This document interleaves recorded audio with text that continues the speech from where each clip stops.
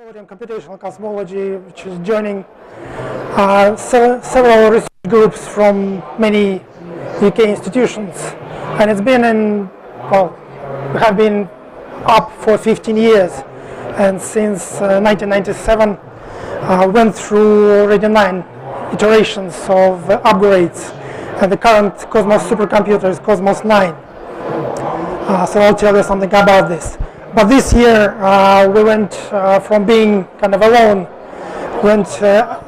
being a part of the much bigger infrastructure now in the UK, which is called DiRAC, which joins 5 supercomputing centers, and this distributed infrastructure is now is the biggest provider of the CPU hours in the UK, because of largely of 1 petaflop per blue gene in Edinburgh, but also the 4 pretty large clusters and our unique SMP node, which is based on SGI shared memory machine. Everything is funded by the Science and Technology Facilities Council of UK. So the COSMOS vision as a consortium, not the COSMOS supercomputer, as a consortium, is to advance the confrontation between the fundamental theory and observational cosmology. What it basically means is that we are looking we are trying to understand the origins of the universe, how it came to be, where all the matter come from in the universe, and maybe where and how it will end up. To reach this primary goal, there are several science areas which we are working in. These are the 4 main areas. I'm going to flick through several examples because these areas, they include quite a lot of different subjects in cosmology and astrophysics, and all they involve a lot of complex theories, analysis of data which we are receiving from the satellites and ground-based experiments. You can read this. I'm not going to read this because it's too complex, and I'm a computer officer and the system administrator, not very much into all these technical details of the theories. But just to give you an idea of the span of the interests of cosmology, which starts at the very beginning, at the Big Bang, when the universe came to be, and nobody knows how it came to be yet, but we know pretty well the history of the universe from the very first seconds up until the now, which is 14 billion years after the Big Bang. But there is a lot of physics which is not known, which happened in between this Big Bang and today, and this physics and all the interactions of different physics and events at different scale, at very small to very large, they affect the whole picture of the universe we see now. And looking at the sky, especially the sky and the microwave radiation of it, you can see the patterns, you can see the signatures of the effects which happened at the Big Bang and the time after that. And looking at these details, you can find out the physics and match theories to the experimental results. You can try and start to understand what was going on and where it is all going on. This is just one of the examples which Professor Stephen Hawking is especially famous for, is for the theories of the black holes. But we have a rather large and strong group developing the black hole theory now, and one of the directions is the, if I can use this, oops, sorry, that doesn't work like that. Sorry, the first picture is shows the evolution of the 2 black holes collision and the gravitational waves they should emit. The black holes collisions is the most powerful events in the universe that we can know. They as far as we understand at the moment, when two black holes collide, they can extract as a pure energy up to 30% of the initial masses. And as their masses can be millions of sun masses, you can imagine when such a mass is converted to pure energy, it creates the shock waves which are going through the whole universe. And the second picture is the kind of artistic impression of the black hole, which is in the center of our galaxy. And as a matter of fact, most of the galaxies are now believed to have the black holes in the center. And the galaxy, our galaxy probably has the black hole which has mass of 6 million sun masses. But because of the very high density, it's not much bigger than the sun itself in diameter. But the speed at which it rotates is about 100 seconds. You can imagine how fast it is. And because of the high mass, it distorts the time-space around it. And there are all sorts of interesting effects which are happening because of that. You maybe have heard of the twisted light theories, which are kind of making news today. People are starting to think how to use them, these twisted lights to increase the capacity of the modern network, to increase very much the rate at which you can send the signals. So one of the work we do is to study these rotations and how, because this is the real natural laboratory where you can actually study the light going through the vicinity of the black hole and see how it rotates. So this is one of the research projects which our scientists do. This is another one example ongoing, the study of this microwave background radiation, which, as I said, it gives you the signature of the events happening at the beginning of time, at the Big Bang. And using the WMAP from NASA satellite data until recently, and now we're waiting for the data to be released by the Planck satellite, European satellite. Looking at the signatures, their statistical properties, you can find out and match the different theories to this experimental data and see what was actually going on, to find out which theory is right, which theory was wrong. There are very many different theories trying to describe the beginning of the universe, but until recently there was no way to prove or disprove any of them. So the recent data, which is coming now from the satellites and very large data, it gives us the chance to actually make true predictions and to get the true results about the origins of the universe. And the last thing I'll talk about the science is the very interesting theory about the cosmic or topological defects, which could also happen at the universe creation. These are the topological defects in the space-time. This is something nobody can experience in the real life. This only could happen at the beginning, where large energies and were involved in a very short span of time. But we believe that still several, or maybe several dozens of those strings or domain walls could be around the universe, and if they are, their presence can be seen in the signals. So we're trying to model the creation of those cosmic defects and see how they affect the light propagating through the universe, and again see the signature through the many analysis, through many surveys which are going on at the moment. We're waiting now for the large data coming from several experiments, starting from next year, as I said, Planck, and also the following years, dark energy survey, and also the galaxy survey. I'll just mention it a bit more briefly later. But enough about science. That's what the computer we're using to do all these numerical and very complex stuff. This is our latest machine, which we just installed in July, which is the SGI UV2 system.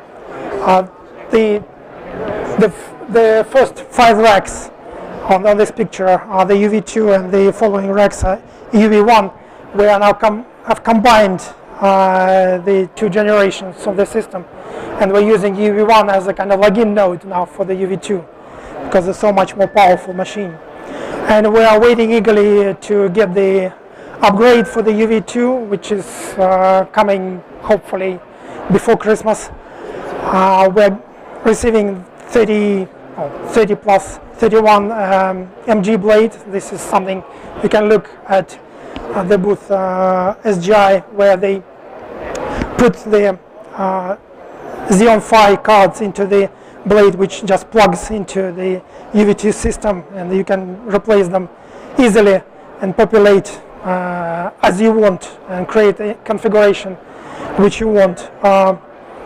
So we have this a little bit odd number of cards because that's how much we can fit in our environment and our 4x of the nodes.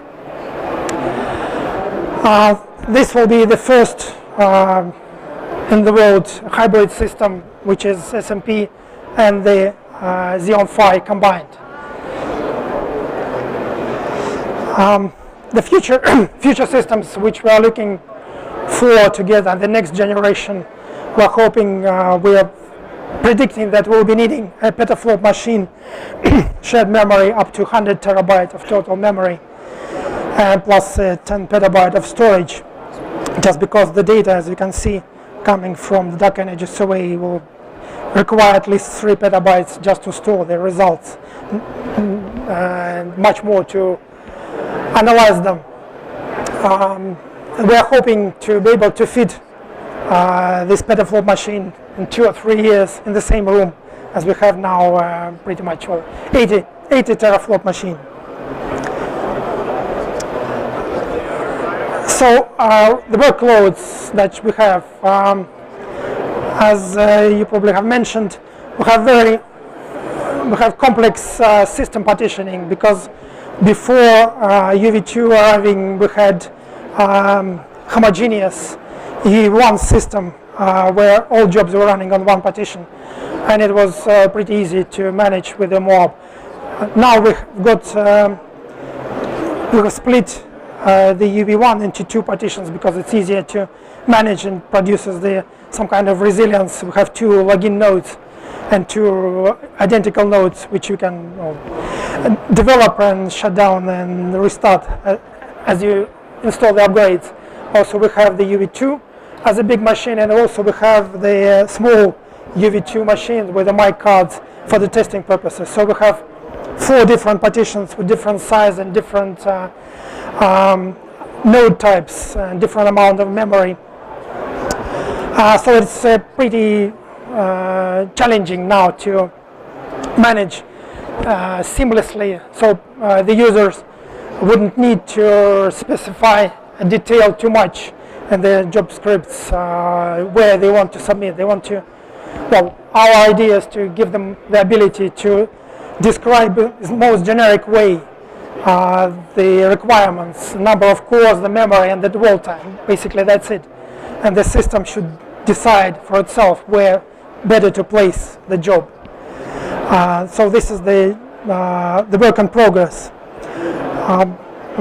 I have personal experience working with different workload managers before, where there's SunGrid Engine and PBS Pro and LSF, and all they had very strong sides in there and certain things. But having tried Moab now for 3 years, I think that's the best combination for the versatility and the efficiency which we can get from the workload system, management system.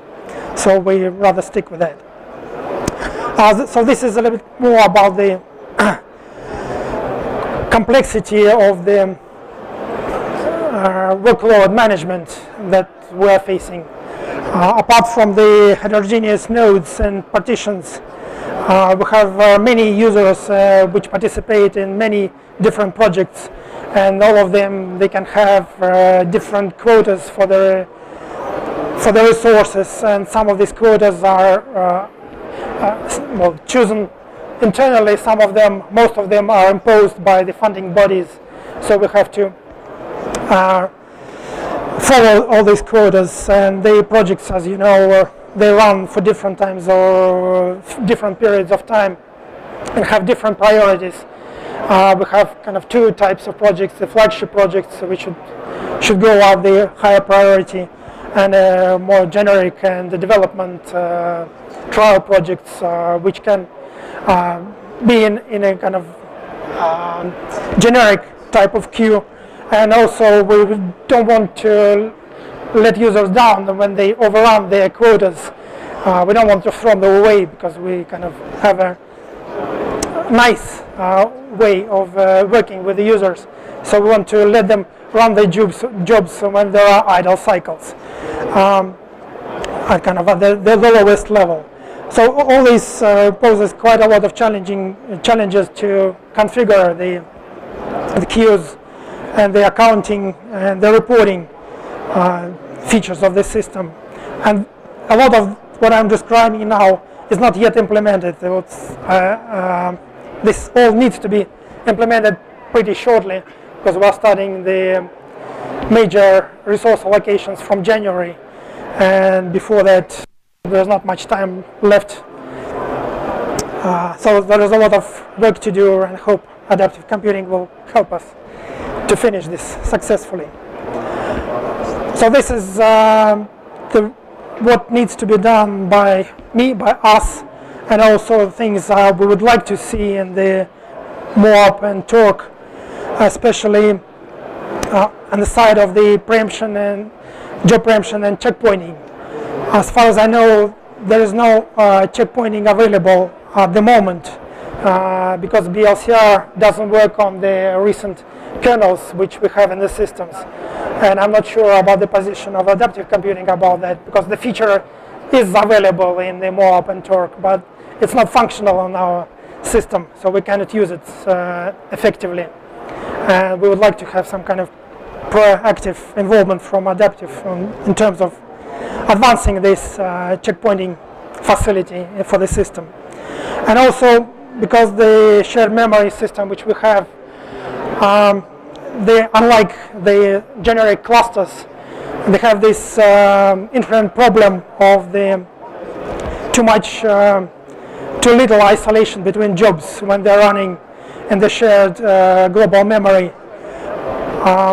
Although we have the CPU sets and the Moab and Torque, they support this, but the CPU sets themselves are not sufficient from our point of view to isolate the jobs completely. And we have cases when the not so well written jobs, they kill the system, especially with the out of memory killer, which is a real problem on Linux in general. So we'd like something to be done about this, in this direction, to make these systems more resilient.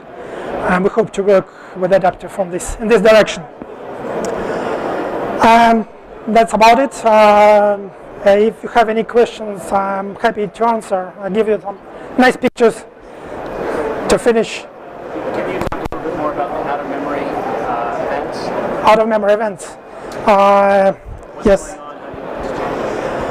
Well, the out-of-memory events which happened recently, twice in a week, which brought the UV2 down because of the, unfortunately, the Linux kernel doesn't know about the job separation. When it sees the out-of-memory, it just thinks it's safer just to do the crash, to do the kernel dump instead. So the whole system hangs, all the jobs are lost.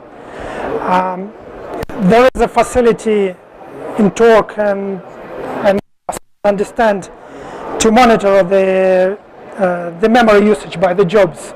There is a memact daemon provided by SGI, which is accounting memory used by the jobs.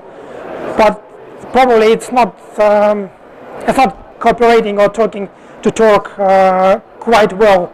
as we expect. The previous version on UV1, which we're running, it was running perfectly well, and I've seen the cases when the jobs were instantly cancelled by Torque when they were trying to get more memory allocation than they were requested and they were allocated. But in the recent versions, this happened twice to me. And because, well, there are some other technical problems with the migration to the new system, because it all happened to us at the same time. The new system, new operating system, upgrade to SLES 11 Spec 2, new Torque, new Moab, so too many things changed. So it's not quite sure what went wrong, but this OM killer I've seen several times now, and would like to get rid of this problem. I know that there is Linux containers which seem to provide much better isolation between the jobs, and maybe you could look more, developers could look into using these Linux containers, implement them in the job allocation, because that will also help a lot with the security problem. We don't have the problem of the security of data, because we're not running anything which needs very secure access to the data, but Linux containers can help with that as well. Any?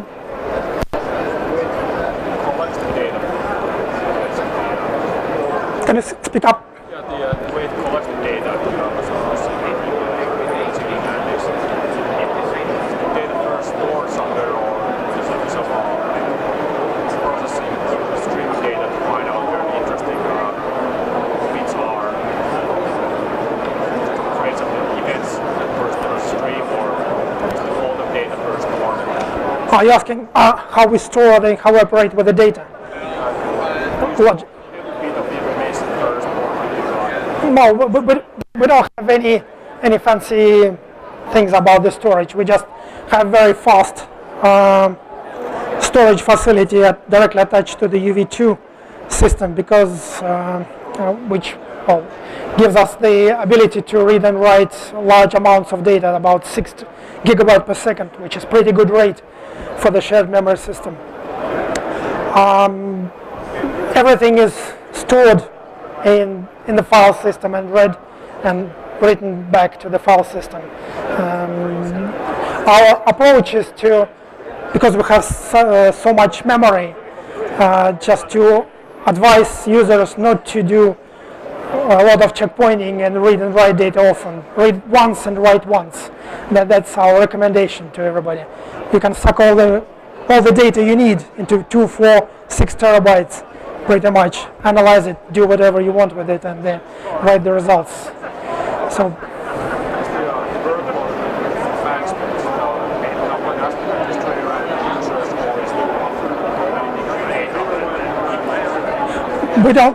We're not implementing yet anything in the workload management, anything related to the staging or any work with the data. No, because everything is local to our system. We don't have any remote locations. So we are planning to get an archival type of storage, much larger, where the staging will be important because of the very different rates of access.